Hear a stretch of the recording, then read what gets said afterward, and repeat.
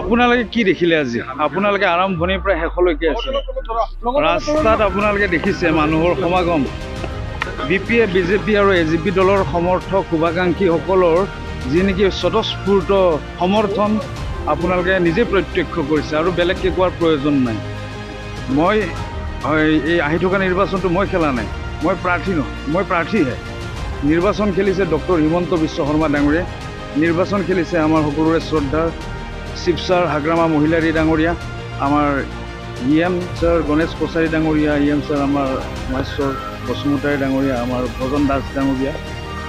গতিকে কোনো কাৰণতে আহি থকা নিৰ্বাচনটোক এনডিএ কোনো শক্তিয়ে পৰাস্ত কৰিব নোৱাৰে।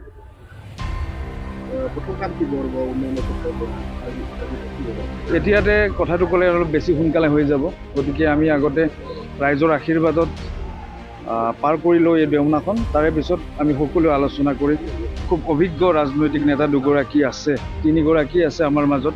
গতিকে আমি সকলোৱেও আলোচনা কৰি পৰিকল্পনা কৰি কোনটো বিষয়ক অধিক অগ্ৰাধিকাৰ দি আগবাঢ়িব লাগে সেইমতে আমি কাম কৰিম। সেইটো ৰাইজে সিদ্ধান্ত ল'ব। জিকাটো খাটাং ৰাইজে ল'ব, জিকাটো খাটাং আৰু সিদ্ধান্ত আমি ক'ব নোৱাৰোঁ।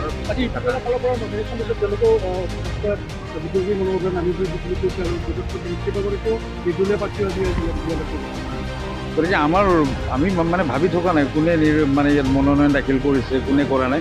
আমাৰ লক্ষ্য হৈছে যে সৰ্বাধিক প্ৰায় 70% টোটেল পলিঙৰ ভোট যাতে আমি এনডিএ ল'ব পাৰোঁ, এনেকুৱা এটা লক্ষ্য লৈ আমি আগবাঢ়িম। পৰিৱৰ্তন আৰু উন্নয়নৰ ধৰি এইবাৰ বিজেপি দলক উটুৱাই লৈ নাযায়, ৰাইজৰ সমৰ্থন বিজেপিৰ পক্ষলৈ লৈ আনিব। ঠিক আছে।